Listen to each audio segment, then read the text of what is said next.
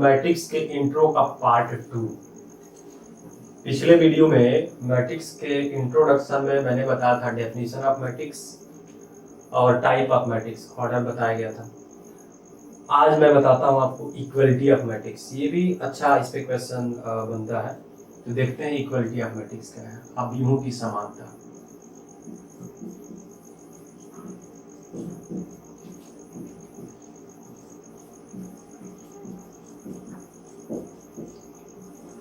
Equality of matrix, ठीक। Equality of matrices. तो यहाँ दो अवयव हैं, वो तभी समान हो सकते हैं जब, अच्छा पहले एक बारी मैं आपको अवयव में बताता हूँ। यहाँ पे मान लीजिए एक अवयव है 2 4 6 8, ठीक। और एक दूसरा एक अवयव है, लेट अस सपोज A6B। अब ये दो मैट्रिक्स हैं। अब ये दो मैट्रिक्स इक्वल कब हो सकते हैं? मैंने आपको पिछले बार भी बताया था कि मैट्रिक्स क्या होता है। आपके कुछ डेटा पहले से गिवन होते हैं, उनको रिप्रेजेंट करने का एक वे है, एक तरीका है, ठीक। तो यहाँ पे अब ये पहली चीज तो इन दोनों को अगर इक्वेट करना है, मुझे बराबर दिखाना है, तो पहली चीज तो इनको ऐसे होना चाहिए कि कंपेरेबल हो, एक दूसरे से तुलना किए जा सकते हो। और तुलना करने के लिए पहली चीज ये कि इसमें जितने रो इसमें हो उतने रो इसमें भी हो, जितने कॉलम इसमें हो उतने ही कॉलम इसमें भी, तभी तो आप कंपेयर कर सकते हैं। तो यानी कि पहला चीज से निकल के आता है कि इसमें दो मैट्रिक्स तभी इक्वल हो सकते हैं जब उनके ऑर्डर सेम हो, कोटि उनकी समान हो। ऑर्डर सेम होने का मतलब मैंने ऑर्डर आपको बताया था।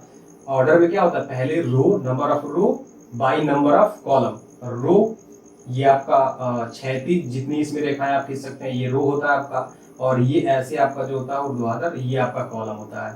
तो मैंने कहा था कि पहली चीज तो दोनों की ऑर्डर सेम होनी चाहिए। ऑर्डर सेम मैंने इसलिए कहा कि अभी मैंने कहा कि इसमें जितने रो इसमें होने चाहिए उतने ही रो इसमें भी होने चाहिए कंपेयर करने के लिए। जितने कॉलम इसमें हो उतने ही कॉलम इसमें होने चाहिए, तभी तो आप कंपेयर कर सकते हैं ना। दोनों समान कब हो सकता है? पहली चीज, अगर दो को समान करना है तो जितने रो इसमें हो उतने ही रो इसमें भी होना चाहिए, जितने कॉलम इसमें हो उतने ही कॉलम इसमें होना चाहिए, तभी तो आप कंपेयर कर सकते हैं। यानी कि इसी बात को मैं अगर एक शब्द में कहूं तो क्या इनकी कोटि समान होनी चाहिए। तो चलिए, कोटि समान होनी चाहिए। पहला चीज की कोटि, उनकी कोटियां, उनकी कोटियां समान होनी चाहिए।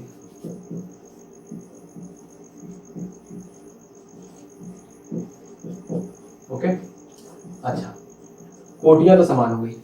अब केवल और केवल कोटि समान होने से दो मैट्रिक्स इक्वल नहीं होते।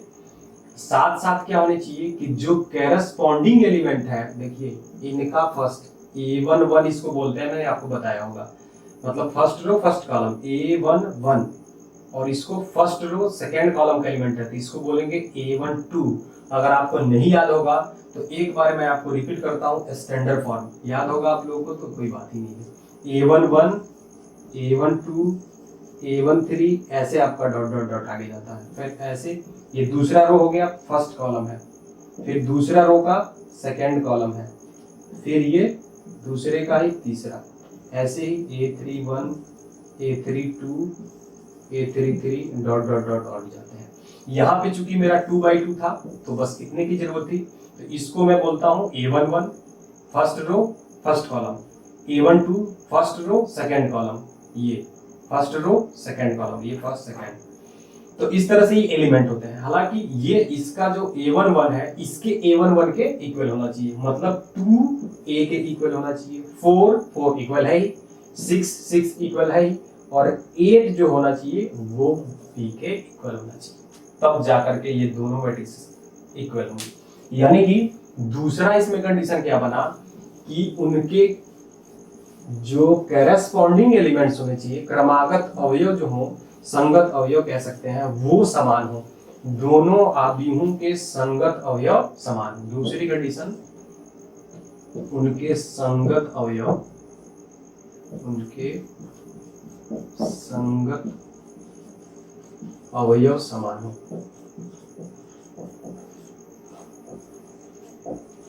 ये दो कंडीशन है। तो दो आव्यूह तभी समान हो सकते हैं जब पहला उनकी कोटियां समान हो, दूसरे उनके संगत अवयव समान हो। अगर ये दोनों कंडीशन कोई फुलफिल करता है तो फिर वो इक्वल होगा। जैसे मान लीजिए मैंने यहाँ पे एक मैट्रिक्स ए लिया हुआ है, ये कोई है 2 4 6 9, और मैंने एक दूसरा मैट्रिक्स लिया हुआ है बी, ये कुछ इस तरह से है 4/2 4 12/2 और ये है 3²। अब कुछ लोग कहेंगे कि भाई मैंने तो इसी को ऐसे बदल बदल के लिखा हुआ है। मैंने केवल समझाने के लिए ऐसा किया हुआ है। यहाँ पे क्या है कि इसकी ऑर्डर 2 रो 2 कॉलम 2/2, इसमें भी 2 रो और 2 कॉलम, यानी कि ये भी 2/2 है। कहने का मतलब है कि दोनों की ऑर्डर सेम है। अब जब दोनों की ऑर्डर सेम है तो अब मुझे पहली चीज तो यही थी कि ऑर्डर सेम होना चाहिए था, और ऑर्डर सेम है। दूसरी चीज क्या, कैरेस्पॉन्डिंग जो एलिमेंट्स हैं, संगत अवयव जो हैं वो समान होने चाहिए। यहाँ पे जो A11 है, यानी कह सकते हैं कि फर्स्ट रो का फर्स्ट एलिमेंट जो है वो क्या है 2 है, और यहाँ ये भी देखिए, इसको ये भी तो 2 है 4/2। इसका ये A12 इसको आप बोल सकते हैं फर्स्ट रो का सेकेंड कॉलम का एलिमेंट, वो 4 है और ये भी 4 है। यहाँ पे 6 है और यहाँ यह भी 12/2, ये भी 6 है। यहाँ ये 9 है और 3² दैट इज आल्सो 9। तो इस तरह से ये इसके इक्वल है। अब ये दोनों की ऑर्डर सेम है, साथ साथ कैरेस्पॉन्डिंग एलिमेंट भी सेम है, so we can say A equals to B। यहाँ मैट्रिक्स A जो है B के इक्वल है। तो मुझे उम्मीद है इक्वलिटी ऑफ मैट्रिक्स आपको समझ में आया होगा। तो अभी हम लोगों ने पढ़ा इक्वलिटी ऑफ मैट्रिक्स। अब इक्वलिटी ऑफ मैट्रिक्स पे एक क्वेश्चन कर लेते हैं हम लोग, जिससे ये आर्टिकल क्लियर हो जाए।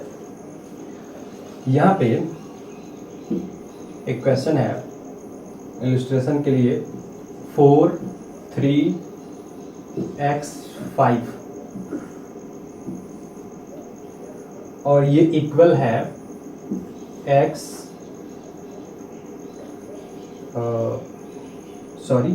YZ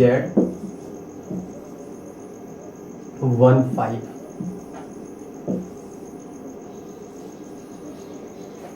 ये इक्वल है, then find the value of x and y।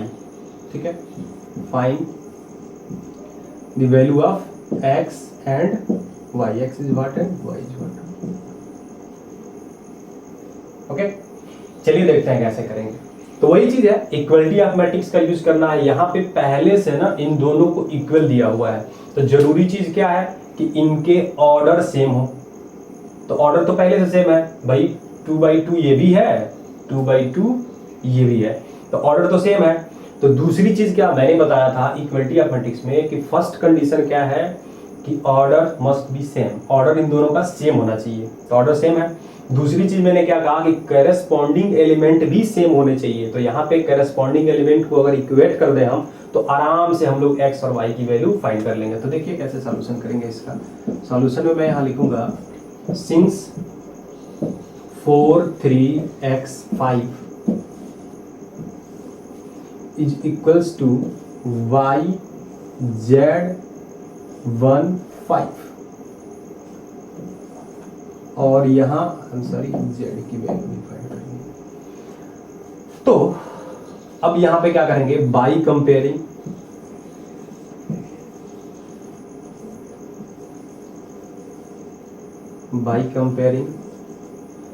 We get, अगर मैं तुलना करूं इसको तो क्या मिलेगा मुझे, यहां से ये जो फर्स्ट है A11 first row first column का एलिमेंट, ये इक्वल होने वाला है किसके, y के। तो simply we can say y equals to 4। यहां से ये 3 जो है वो इक्वल होने वाला है z के। ये देखिए रो 1 कॉलम सेकेंड, तो फर्स्ट रो का सेकेंड कॉलम का एलिमेंट 3 है, यहाँ फर्स्ट रो के सेकेंड कॉलम का एलिमेंट z है, यानी z इक्वल्स टू 3, तो z इक्वल्स टू हो गया 3। एंड यहाँ पे देखिए ये सेकेंड रो का फर्स्ट कॉलम का एलिमेंट है x, यहाँ सेकेंड रो के फर्स्ट कॉलम का एलिमेंट है 1, यानी x इक्वल्स टू 1, और यही आपके वैल्यूज हो गए। तो आसान था।